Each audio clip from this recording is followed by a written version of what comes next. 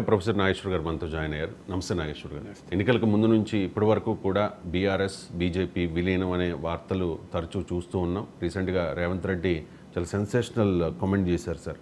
భారతీయ జనతా పార్టీలో బీఆర్ఎస్ని కలిపేసిన తర్వాత కేసీఆర్కు గవర్నర్ పదవి, కేటీఆర్కు కేంద్ర మంత్రి పదవి, అసెంబ్లీ పక్ష నేతగా ప్రతిపక్ష నాయకుడిగా హరీష్ రావు, ఇలా కవితకు బెయిల్ వస్తుంది, రాజ్యసభ సీటు కూడా వస్తుంది అని చెప్పేసి.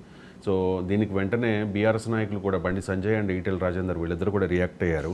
కాంగ్రెస్లోనే బీఆర్ఎస్ విలీనం అవుతుంది, కేసీఆర్కు ఏఐసీసీ పదవి ఇస్తారు అంటూ బండి సంజయ్ సెటైరిక్గా కామెంట్ చేస్తే, అసలు భారతీయ జనతా పార్టీలో ఇటువంటి చర్చే జరగలేదు, ఇదంతా ఊహాజనితం అని చెప్పి ఈటెల రాజేందర్ క్లారిటీ ఇచ్చే ప్రయత్నం చేస్తూ ఉన్నారు.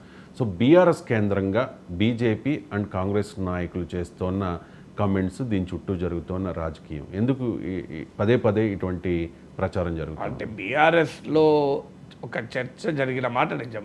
బీజేపీ పట్ల ఏ రకమైన వైఖరి తీసుకోవాలి అని. సో కాంగ్రెస్ పార్టీ అధికారంలోకి వచ్చాక బీజేపీ పట్ల ఏ వైఖరి తీసుకోవాలి, సో రెండు రకాల వాదనలు ముందుకొచ్చాయి.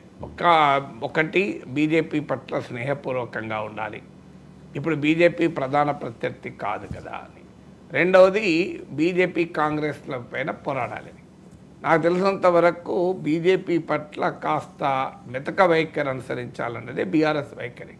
సో అయితే ఆ మెతక వైఖరి ఎక్కడ దాకా పోవాలి, పొత్తు పెట్టుకోవాలా, ఒకానొక దశలో ఎక్కడో ఒక చోట విలీనమని చర్చ జరిగి ఉంటేనే ఇంతకాలం ఈ డిస్కషన్ అంతా నడుస్తుంది. అయితే ఒక రాజకీయ పార్టీ, అందులో 10 ఏళ్ళు రాష్ట్రాన్ని పాలించిన పార్టీ, ఇప్పటికీ కూడా బేస్ ఉన్న పార్టీ, ఇప్పటికిప్పుడు పోయి ఇంకో పార్టీలో విలీనమవుతుందని నేనైతే అనుకోను. సో అది బీఆర్ఎస్ ఇంకా పూర్తిగా బలహీనపడితే ఏం జరుగుతుందో రాజకీయాల్లో ఎవరమో చెప్పలేము. సో ప్రజారాజ్యం 18 సీట్లు తెచ్చుకున్న రోజు విలీనమవుతుంది ఆ పార్టీ అని మనం ఎవరూ ఊహించలేదు కదా.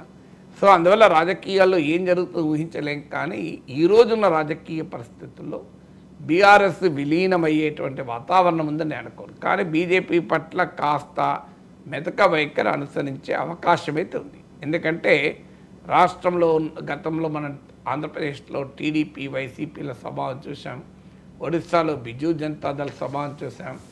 So non NDA, non India కూటమి పక్షాలని చేసిన పనిది.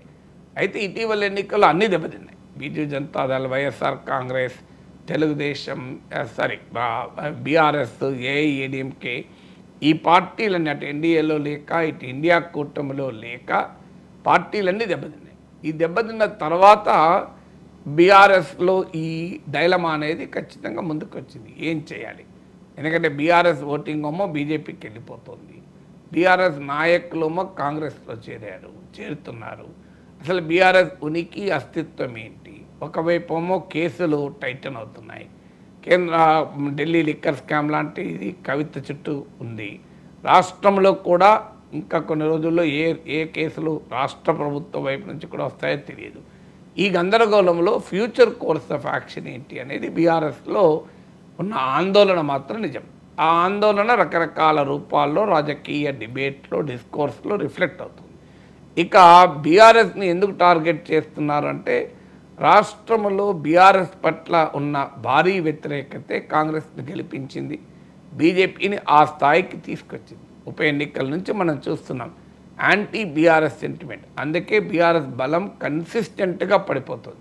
2018తో పోలిస్తే 2023లో ఒక 10% పడిపోయింది, 2023తో పోలిస్తే 24లో మరో 20% పడిపోయింది. సో ఇప్పుడు స్థానిక సంస్థల్లో ఆ పార్టీ పుంజుకోవడం కాంగ్రెస్కి ఇష్టం లేదు, బీజేపీకి ఇష్టం లేదు. అందువల్ల స్థానిక సంస్థల్లో బీఆర్ఎస్ పుంజుకోనే అవకాశం ఉంటుంది కనుక బీఆర్ఎస్ బీజేపీల మధ్య అండర్స్టాండింగ్ ఉన్నది అని కాంగ్రెస్ చెప్పదలుచుకుంది, లేదు కాంగ్రెస్ బీఆర్ఎస్ల మధ్యనే అండర్స్టాండింగ్ ఉందని బీజేపీ చెప్పదలుచుకుంది. అందువల్ల బీఆర్ఎస్ను దెబ్బతీయడం ద్వారా అటు కాంగ్రెస్ లాభపడదలుచుకుంది, ఇటు బీజేపీ లాభపడదలుచుకుంది. కానీ అదే సమయంలో బీఆర్ఎస్ ఉండాలనే బహుశా కాంగ్రెస్ కోరుకుంటుంది. కేసీఆర్ చేసిన మిస్టేక్ అదే. బీజేపీ కాంగ్రెస్లు ఉండగా కాంగ్రెస్ను లేకుండా చేద్దామనే ప్రయత్నం చేస్తే తల మీద తెచ్చుకున్నాడు.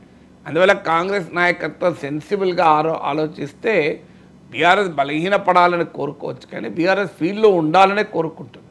బలహీనపడాలని ఎందుకు కోరుకుంటుంది అంటే, బీఆర్ఎస్ బలహీనపడితేనే కొన్ని ఇప్పుడు హైదరాబాద్ లాంటి సిటీ ఉంది, కొన్ని ఏరియాలో కాంగ్రెస్ పార్టీకి పెనట్రేట్ అయ్యే అవకాశం ఉంటుంది బీఆర్ఎస్కి చెందిన నాయకులను తీసుకొని.